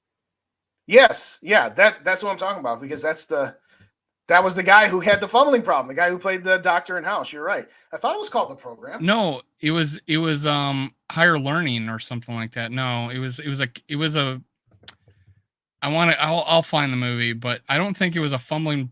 You know, the line. It was because the big back came in the program, and he took over the job from the tailback, and they made him a fullback. Yeah, It- I thought that and it was was because it wasn't because of a fumbling problem though. But I know what you're talking about. It made the player hold the ball everywhere he went. Yes. Was that in the program? Yeah, that was the program because the guy's All name's right, Omar you're Epps. right. Yeah. So it was the young guy coming in the program. They made him carry the ball all around campus. Yeah, you're right. So it was the rookie, and they knocked out of his hand in practice. But it was the young new guy with the fumbling problem. You're right. My bad. No, it's fine. I saw Ham catching a short pass in one of the Vikings videos. Oh, okay. Maybe. That's a snowplow for Maddie up the middle. Well, maybe. CJ Ham's a good receiver, man. Yeah. He's good coming out. When they do that fake that fake power, and he goes to block but then slips out into the flat.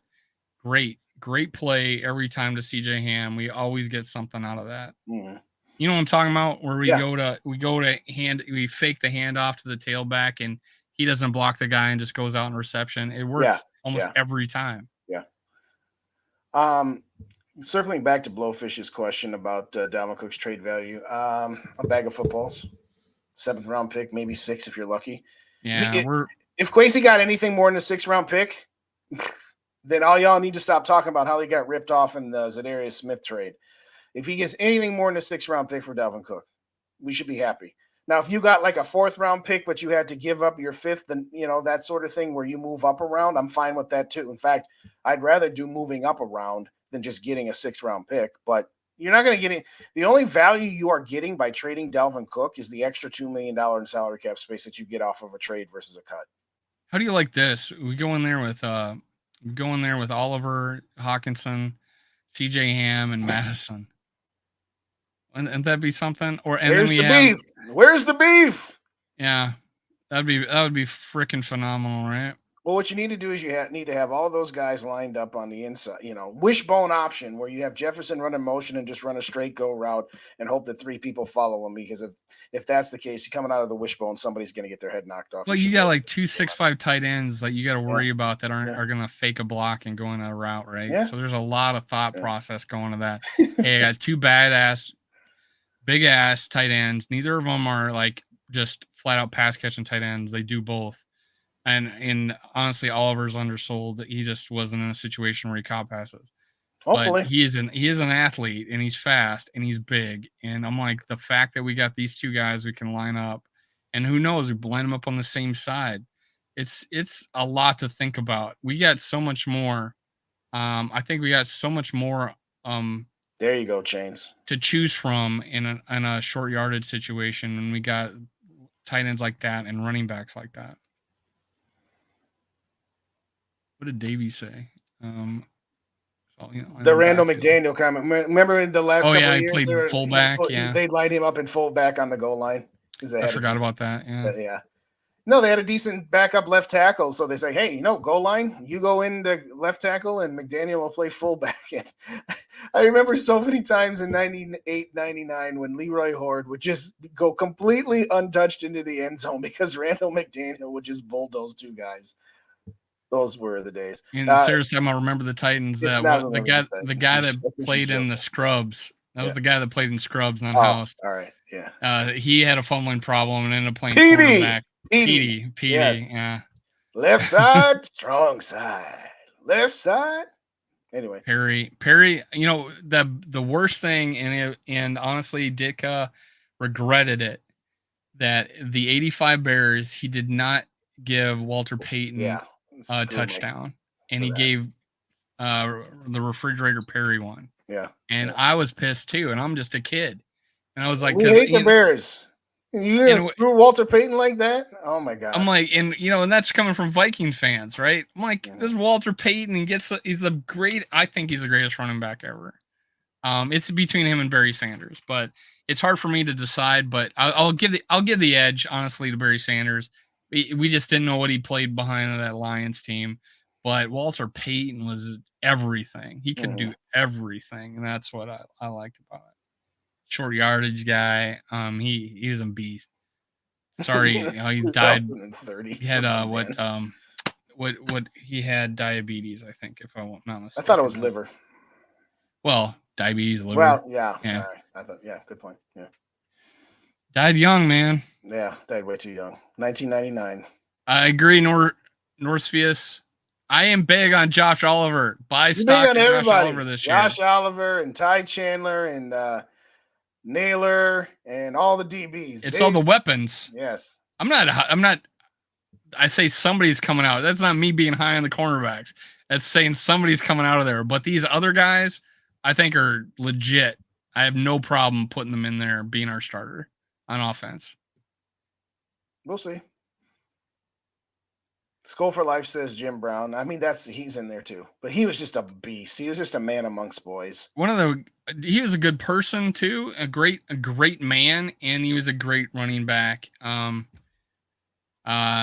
was one cool thing about him is even though he wasn't hurt, he pretended to have a limp coming back to the huddle just to play mind games. I think they had one over on him, and then he would just plow him the F over. Just okie doke. But the only downside of Jim Brown as legacy is that linemen were the same size as him. He was 250 pounds, so were the linemen. So it's like, but he could have played this era. There's no question in my mind. No question in my mind. But that's the only downside is that he was so physically dominant because of his size and speed that everybody has that size and speed. Here he just had also more talent than anybody, and that's what would have set him apart. But and he could have played longer. He retired. He wanted to have a life after football. So I want to ask this. Now, there's a direction that I don't want to go down when I ask you this question because everybody already knows the answer that you're going to give and that I'm going to give. That stupid Pro Football Talk tweet about how if you could add one player and they picked Dante, which was stupid. First off, if you're going to pick a quarterback, you're going to pick Fran. But more importantly, if you're going to take any player off our team's history, you're going to take somebody like, I don't know, John Randall, Alan Page, Randall McDaniel, long before you take any quarterback. Who would you have picked? What's the question? Did you see that? Did you see that deal where they said, if you could pick any player from your team's history in their prime to go on to this year's team, and for the Vikings they picked Dante Culpepper, and that stirred up the whole Dante versus Kirk thing. You might be the only Vikings fan that hadn't seen that one's gone for the last 2 days. I was so busy. I'm way busy with work right now because we just had a conference. Well, this will surprise you. I have all these leads. They dropped 175 leads on me yesterday. All right. Well, there you go. This will surprise you, but Vikings Twitter is, of course, going no, Kirk's better. No, Dante's better. Okay. We don't need to argue about that. But what would I take? I mean, you'd only be able. So here's the deal with Culpepper. You would have to take one specific year from him. Yeah, or maybe two. Well, right. I don't think he makes us that much better than Kirk. But if you took 1 year out of him, maybe Fran would I don't know if he translates as good in this running quarterbacks in this league. Was he 180 pounds? Doesn't matter. Okay. I'm just saying he's still good. I mean, I'm high on Fran Tarkin. I have him in my Mount Rushmore of Vikings, but let me take the 5'11", 180-pound quarterback from the 1970s. I'm probably not doing that. No, I know maybe it's sacrilege. Where you can't, just decapitate. You said this yourself. Kirk is not the problem, but he's not the answer. Yeah. But you're going to take, and Judd, who we're going to have on, I'm going to have a recorded show with. If you didn't hear this, Judd's coming on. He's going to record with me on Thursday. He's listed Kirk Cousins as the third best player on our team. I don't see where we're improving us that much by taking another good quarterback. Exactly. That's all I'm saying. No, I'm saying if I was going to improve this team and what would make the biggest difference, it would be like, it would have to go defense because we have, you could say Randy Moss, but shit, we got two. I think I just have that much faith in Jordan Addison. But it would have to be a D lineman, man. So let me be clear about the bit. Allen. He's the best player ever. Yes. Yeah. So first off, it sparked the Twitter controversy because instead of just saying I would take this player or that player. Then everybody's got a debate. Well, no, Dante's not even an improvement over Kirk. Or Dante's better than Kirk. Kirk's better than Dante. But the point I'm making is this: yes, if you could take any player in their peak in the team's history, there's no way you would take either Dante or Fran Tarkington. You would take, in my opinion, you would take Alan Page, you take John Randall. By Alan, I meant Alan Page. Yeah, yes. So again, assuming, and again, you have to, accept certain realities of different eras and whatever else. But yeah, I don't disagree with you, Sarah. I don't disagree with you. Yeah, that would be high on my list. Here's where I'm going. My list goes: Alan Page 1, John Randall 2, Randall McDaniel 3, Randy Moss 4. All of those guys, because yes, Moss and JJ in their prime would be ridiculous, but that doesn't make your team better as much as putting a Randall McDaniel at guard on this line. It doesn't make your team better as much as putting a John Randall or an Alan Page on your defensive line. So the whole notion that if we put Matt Burke at center, we're probably I would take Mick Tingelhoff over Matt Burke 10 out of 10 times. But okay, 250-pound center or 6'4", I don't know, he's a big dude, and I think Hall of Fame capability. He was up there as far as centers are concerned. I know he's politically not in line with you, but as a center, Matt Burke would make a huge difference. Matt Burke would make a huge difference on this offensive line. But yeah, McDaniel, whoever, just list offense. Well, obviously our tackles are good enough, but if we put a guard in there like McDaniel, that'd make a big difference. But our hole is on defense and the interior line. And we have a history of just crazy ass defensive linemen that make a huge difference for this team. If you're just going to take one guy, I could see why Sarah would take Moss. I would be tempted to take Moss. For the entertainment, Moss would be we would be scoring a shitload of points and maybe enough to where we don't need a defense. But we saw what we were like in 2000? No defense, right? Yeah. Was it 2000? Which one? Well, 41 Donut. Oh yeah, 2000. Yes. Offense great, one of the best ever in the team. No defense. Yeah. Right. I agree, Raymond. Well, John Randall is my all-time favorite. Jared Allen would be 3-4 or 4-3 DN. But Jared Allen would be way down on the list. No disrespect to Jared. For me, I love Jared. One of my favorite players. The only reason I don't. At the end of his career, he was thinking about his legacy by getting sacks and was overrunning plays. Yes. And that's my only downside of Jared Allen, that he was a little me at the end and we were winning 5 games, right? So it's like, I wanted him to get that sack record. He got kind of screwed on one and would have had it, but that's all he was thinking about that last year, is getting that sack record. All due respect, Bob. No, Hutchinson. Yeah, Hutchinson would be a good choice. Yes. Maybe you didn't hear me. I said Dolman. Yeah, I think so. To Bob's point, it's not that we're not loving Corey Stringer. It's just that we're already pretty well set at tackle. Yeah, we're set at Darisaw. Well, no, Corey Stringer was right tackle. I mean, the upgrade. I do think Corey Stringer is an upgrade over O'Neal, even without the injury notwithstanding. But you've got other areas where you could improve a little bit more than with Corey. It's Dr. Proto. Kevin Williams. Yeah, I didn't say Kevin Williams because I already said Alan Page and John Randall. So I think Kevin Williams definitely would improve this team big time. Like he would be a guy, but he's not a nose tackle. That's what I want. Yeah. I'm saying he's third on the list. I mean, anyway. I guess Alan Page wasn't a nose tackle either, but he could play fucking anywhere he wanted. He's MVP of the league. He led the he's like on the top 10 list of sacks. I went back and did the record, and he did that defensive tackle. Yeah. So that's just he could have did anything. Yeah. No, we're with you on that. Thank you, Raymond. Yes, appreciate it. Yeah, there you go. Let's see what else. Well, yeah, Tingelhoff was great, but he was 250 pounds. I can't pluck him out of a century ago. Oh, not a century, but I can't pluck him out of the 70s and put him at 250 pounds in this league. That's the only reason.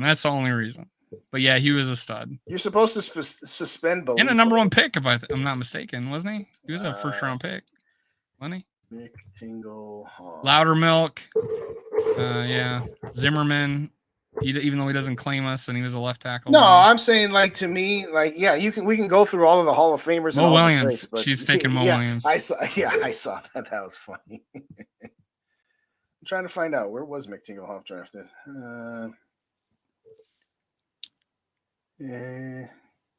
Gale Sayers. Gale Sayers was okay. Okay, we'll take him out the Bears. Yeah, I'll take Reggie White. How about that? Yeah, but anyway. Yeah, Reggie White would help us. Yes, indeed. Did we talk about Danielle Hunter last week? Or no, but Page had room to grow if we wanted, but I think he was. That's what I'm saying. I think he was 270 if I'm not mistaken, Alan Page. Well, let's find out. But you could have put 20 more pounds on him, no problem, and he'd have been fine. Alan Page.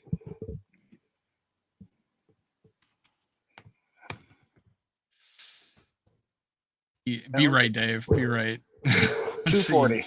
240. Never mind. No, you can put 40 more pounds on that guy. You'd be okay. Oh, yeah. Maybe he doesn't play nose tackle, but he would have been good. But you could put 40 more pounds on that dude. Well, at least 20 or 30. And if he didn't, he'd be a great DN. He still would be good. Well, he played at 250. All right, thanks, Dan. Appreciate it. 250. 245. I had 245 on. Did we talk about Pro Football Reference? 245. You put 40 more pounds on that guy is no problem. Did we talk about Danielle Hunter on last week's show? I forget. My days are all starting to run. Did we talk about it last week or no? What was the question? Did we talk about Danielle Hunter last week? Had the Za'Darius Smith trade gone down it makes us think that we're keeping Danielle, but well, right? my question to you would be, now that you have some space and that you got rid of Za'Darius, my opinion is you do everything you can to get him re-signed for another year or two, make him happy and keep him around. Yeah. You fall on that side, or do you fall on the side of if you can get a first round pick, you trade him? If I was to get a first round pick for next year, mm-hmm. Yeah, I'd probably trade him. Where's your threshold? Third, second, or where you say, no, I'd rather keep him and extend him versus taking a pick? I'm definitely, I got to get a first round pick for him, but that's one of those things where we can work out it's sign and trade kind of thing like the NBA does, but they're like, okay, you're going to work out a trade with this guy and you're going to sign your contract with them. Mm-hmm. We're not signing them, but they are, and we trade, right. And that signing happens. That would be the only thing. And it's almost like you want more than a first round, but I want to win, but you know me, I'm calling this a window year, so I wouldn't mind having him for this window, this 1 year. Well, my stance is unless you get a first round pick or it's a second round pick from a team you anticipated being a bad team that's going to be in the top 10, I find a way to get him a 2-year extension. Fill out those last 2 void years, get him happy, and keep a player or two around for floors. We kept Harrison Smith. Let's keep Danielle Hunter too. That's just me. I know that, it's kind of Hatfields and McCoys. People say, no, trade him. That's the best move long term. Don't sign him up for 2 more years because, you're not going to get any value back for him. Yeah, I can hear that argument. And you know me, I'm the type that says, hey, sometimes you need to take a step back. But every move they've made thus far is not taking steps back. So to me, it's like, let's get this Danielle Hunter situation figured out. And you're going to get some more room when Cook is gone anyway. But that's just me. Yeah, I'm looking at pictures of Alan Page. You put this guy in the weight room. Man, they didn't lift weights back then. No, they didn't. That's the thing. Modern medicine is also different too. So you got the Presidential Medal of Freedom. Yeah. Yeah, that was good too. Judge, great man. So you're going to record tomorrow or Thursday with Judd, by the way? Thursday. Yeah, as of now. He picked that day because it fit his schedule, and he's not going to be able. I don't want to go live that early, so that'll probably be recorded. I think he kind of thinks that it was going to be recorded too. We're contributor for the Purple and Gold for days. All right, Northeast. I will admit that I need to stick with my standard. Do I want to pick out a Alan Page of 245 pounds from the 70s to play on this team?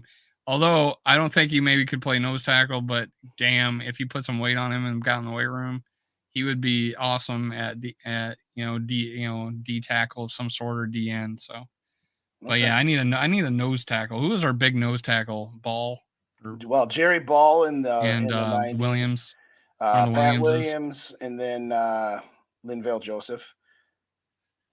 Yeah, I mean, I don't know. Maybe I have to go D end, like a Chris Dolman, or I wouldn't go Jared Allen, but I'll go No. Chris Dolman. Well, if I was going DN, I'd go Carl Eller 1, Jared Allen 2. No, Chris Dolman 2, Jared Allen 3. Jared Allen would get eaten up as a end in the 3-4. We already saw that he doesn't play the run when he's in a 4-3, so we won't get a first. Better off having him. A bad team doesn't trade for Hunter. That's true. That's true. What was the? God, she just said something here. Like, so bad teams don't trade for DNs. But hey, a team could trade for a player like let's say a Rams, and then go lose 5 games, right? Or only win 5 games the next year. Maybe. And hell, like, did you expect the who got a first round? Who got that high pick? The Rams. Oh, the Lions got a fucking great pick, and you thought, well, oh god, the Rams win the Super Bowl. That pick's gonna be crap. Well, the next year the pick's awesome because they only won 5 games. True. You want to answer Mike's question, or what's Mike's question? A-Day wondering how the postseason wins. Does Kirk need to earn an extension? I don't know what the. Well, he's definitely got to win one, I think. You know, depends when we play that second game. Like, if all of a sudden we're playing the Eagles the second game, then that would be excusable. But he's definitely got to win one. But I say 2, but two's a lock. I think 1 would be one, and then if you face the Eagles and lose, I wouldn't hold that against him. My minimum standard for this season to be any kind of success is the divisional round, and that's meeting your minimum expectations. That's not exceeding them for me. Hunter is a prime. I think he and Davenport are going to great this year. I like that. I like it. I think we're going to be better against the run. I think Danielle Hunter is going to have his hand on the ground. He's going to be, and at times he'll be that 3-4 D end, which he should have been. He could play anywhere. Freaking Danielle Hunter can play anywhere, and just use him right. Yeah. Make our weakness our strength and put Danielle Hunter there. I mean, Danielle Hunter and Everson Griffin basically played tackle in that New Orleans playoff game. Right, and it was awesome. He can play anywhere. Danielle Hunter is good against the run and the pass. Yes. And pass rush. He can play anywhere. And worth an extension, even at this age.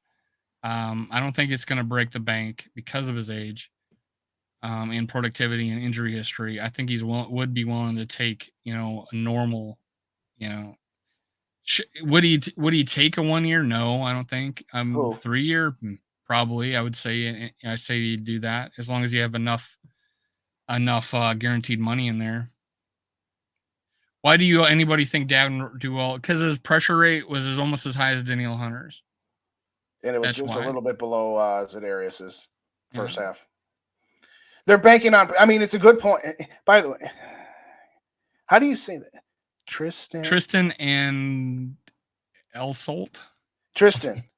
Phonetically phonetically put out how we're supposed to pronunciate this, because I've intentionally just said Tristan because I don't want to say it, but phonetic do hooked on phonics for us there. But no, I remember when Griffin was our punt gunner. Yeah, I forgot about that. Oh, I'll never forget 2000. That's desperation right there. What? Putting a D end at a freaking. No, he was on kickoff return. He was on punt coverage. He was everywhere. You just have to hate your subs to put your starting DN. Well, I guess was he starting at that time? I think he was. No, I think it was early. I think it was his rookie or sophomore year that he was on special. Okay. But the thing of it is, the dude could play it because he could run like a gazelle. I will never forget. I think it was 2014 or 2015. Where it was the game against the St. Louis Rams at the time. No, it was 2015 because it was Sam Bradford who threw this. And Harrison Smith picked off a pass, and Everson Griffin got on his horse, and he ran down the sideline stride for stride with Harrison Smith blocking the quarterback and the trailing running back at the same time. Remember that. That Yeah. was just ridiculous. All right, what did Shane say? I'm sorry. We have to keep Kirk longer. We keep the great. Well, Good point, man. but as far as oh, He had a okay. half a sack. Chill. Yeah, he had a As half a far as sack. He yeah, had okay. Here's 0. the thing. As far as Davenport goes, they are banking. It's a 1-year prove it deal, and they're hoping to strike gold. I trust it. I mean, if just the underlying stat of him is pressure rate. I mean, if you get to the we needed that. We need that. We need pressure on the quarterback, and we did not have that. So, Thank you, Tristan. I appreciate it. oh, did he phonetically do it? No, but he explained it. It's Tristan and Isolt. I get it now. First, it looked like Isalt because my eyes are so bad. It looks like an A. So I was like, how do you even say that? But all right, I get it. To me, pressure rate is nice. But yeah, well, that's true too. Yes. There were years where we got all kinds of pressure. We got no sacks. I think that was like Leslie Frazier's last year. We got all kinds of pressure. And we never got home. And you're right. Pressure doesn't do anything if you don't actually get home. You are right. And when you're 1 year removed for what 9 sacks, you know, it's like, hey, he's still young and he hasn't dropped off that much, right? That's the way I feel about it.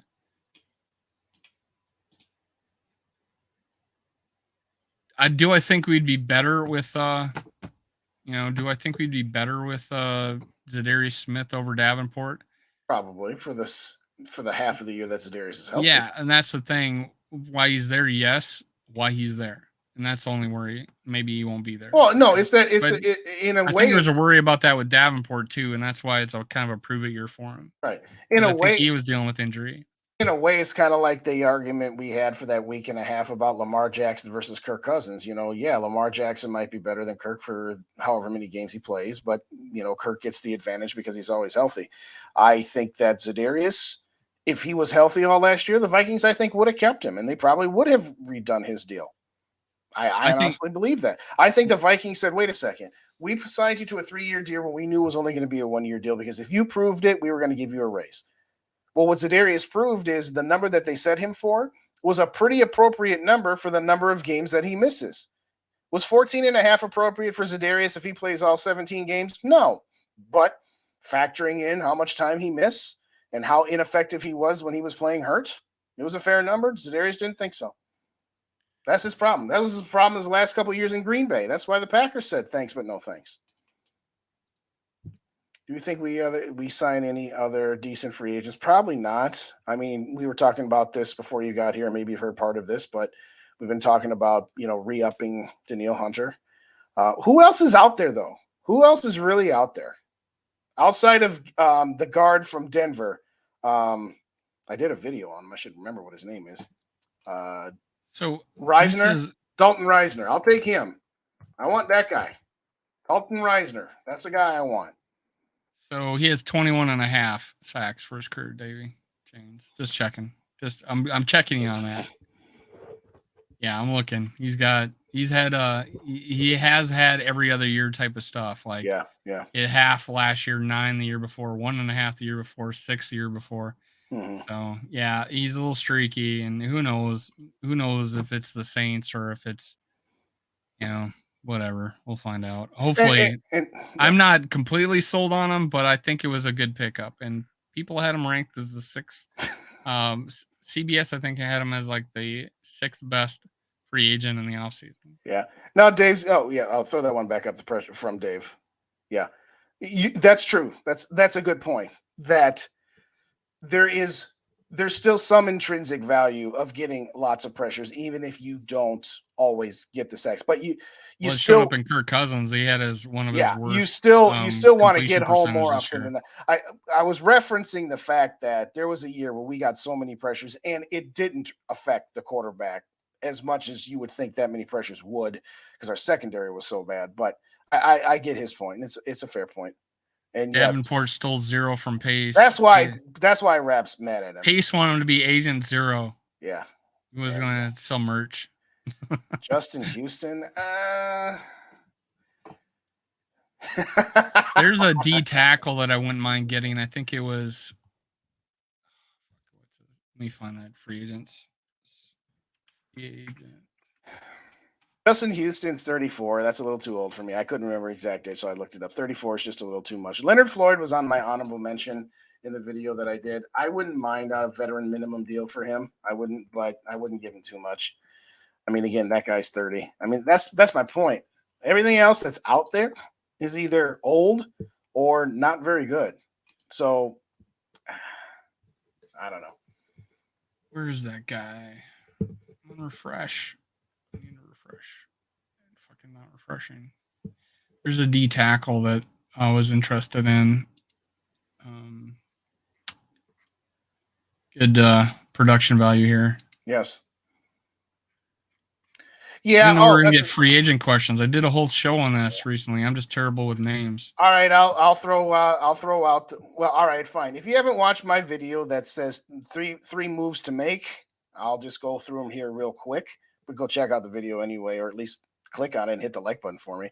The first thing I said was re-up Danielle Hunter. We talked about that. Second one I said was Dalton Reisner. We just talked about that too. I think this might be Ezra Cleveland's last year here because I think he's going to bolt trying to get tackle money. And at the end of the day, if you get a Reisner in here and you think that you have enough offensive line depth and there's a tackle needy team that you could trade Ezra Cleveland for, I like that idea as well. I did throw Marcus Peters out there, and Rap had a good video on Marcus Peters as well, so I'll throw some love to Rap's page as well. And, wow, we talked about it earlier. JJ Watt. Yeah, okay. JJ Watt's available. Yeah. Technically, I don't know that he's available. I think the Cardinals still own his rights, but oh yeah, probably.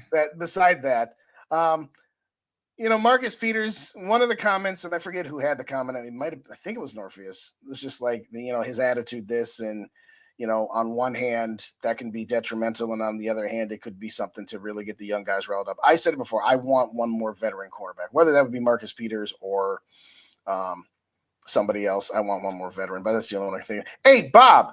Put the channel in the chat that you're talking about, because I looked the other night after we talked about it and I couldn't find them. So put that 49ers page in the chat here. So I'm gonna go and check it out there because I missed it last time. Oh, Akeem Hicks for 1 year. I wouldn't be opposed to it. If it's veterans minimum, sure. If it's veteran minimum, I like Shelby Harris for 1 year.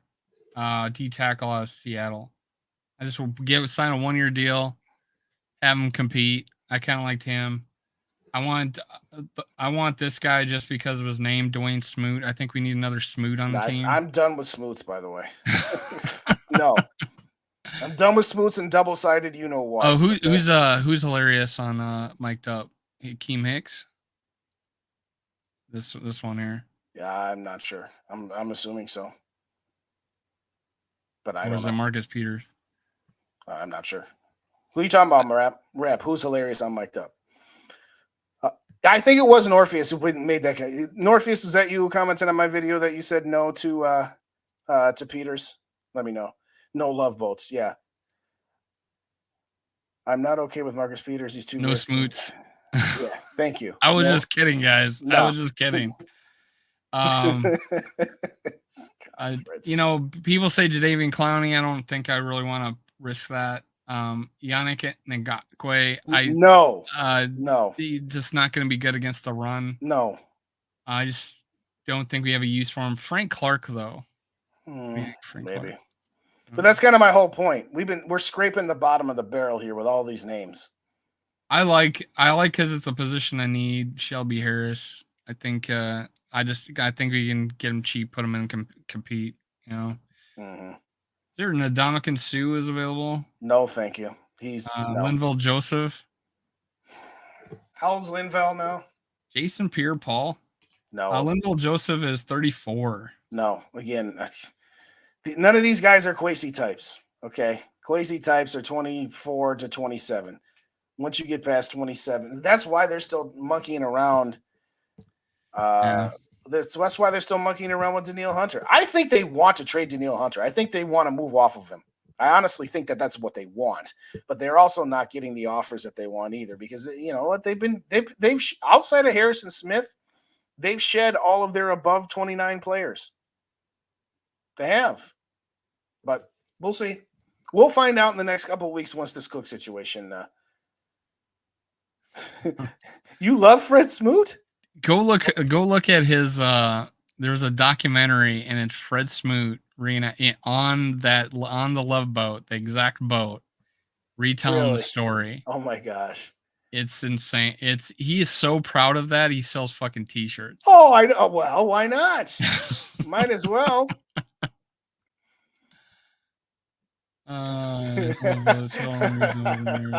Doctors.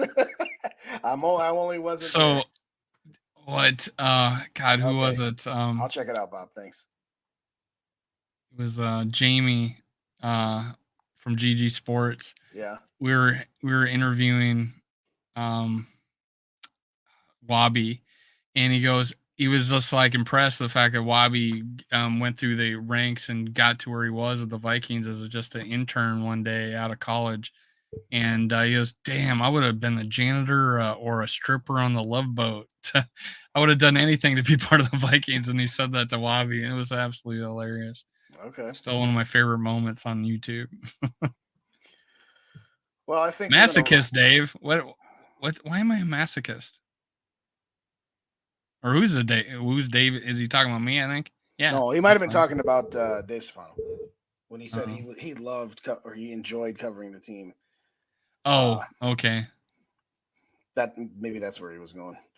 That's the thing. We got so many Dave or Davids as part of this circle that we got going on here now between. I'm used to it. The creators as well as some of the people in the chat. It gets funny sometimes. Yeah, I mean, this phrase doesn't impress me. So my hope is one of two things: someone gets cut and we grab them, and I think this team's great, or and wants to come here. Hard for Dalton. And that's a good. That's and then that us being ranked as the number one free agent place carries a lot of weight. I feel that they would come play for us just to be part of it. The other thing would be like, hey, we do make a trade and we're able to do that. My only problem with making a trade is I need those picks. Yeah. If we're going to go after a quarterback, we need those freaking picks. So making an in-season trade like TJ Hawkinson, I don't know if we can afford to do that and still get the guy we want. No, I don't want. It would have to be a late rounder. Yes, someone that they have to just dump contract, only has 1 year left and is a hired gun for the year. Is anyone not you, Dave? The other Dave. I get that all the freaking time, man. It's just everybody's named Dave. Yeah. Everybody, always Daves everywhere. Yeah, Dalton Reisner's right at the edge. He's 27, so he's right at the edge. I think we should wrap here. What do you think? You got anything else? I'm done. All righty. Well, thank you everybody for joining us. Hey, if there's anybody in the chat right now, okay, I ain't too proud to beg. I need 5 more to get to 600. I want to be at 600 by 6-1. I want to be at 600 before Delvin Cook gets moved off of this team. I need 5 more. Any 5 of you in here ain't subscribed to Purple and Gold for Days, subscribe to it, brother, would you please? But in all seriousness, thank you everybody who's joined us here. We had a very lively chat. And thank you to our guest, Ted, for joining us as well. And I've already subscribed to his YouTube page. I hope you guys do as well. I don't know if I'm subscribed with all my channels yet, man. I'm checking. Because he seemed like a level-headed content creator that, passionate about his team like us, but at the same time not over the top. So I got you to 3 more, and when I get my work computer tomorrow, I'll subscribe again. So I just got you 2. I probably get you 3. So appreciate you, boss. Appreciate you. All righty, your other brother Dave. Yeah, my brother Daryl, my other brother Daryl. From what TV show was that? I have no idea. Oh, it was from God, it's a great name, Dave. Newman. Yes. Your other brother Dave. There you go. No, Blowfish, I did not see any of the video. He's saying that Blowfish saying there was a video of Pace whiffing at a lot of tackles, apparently.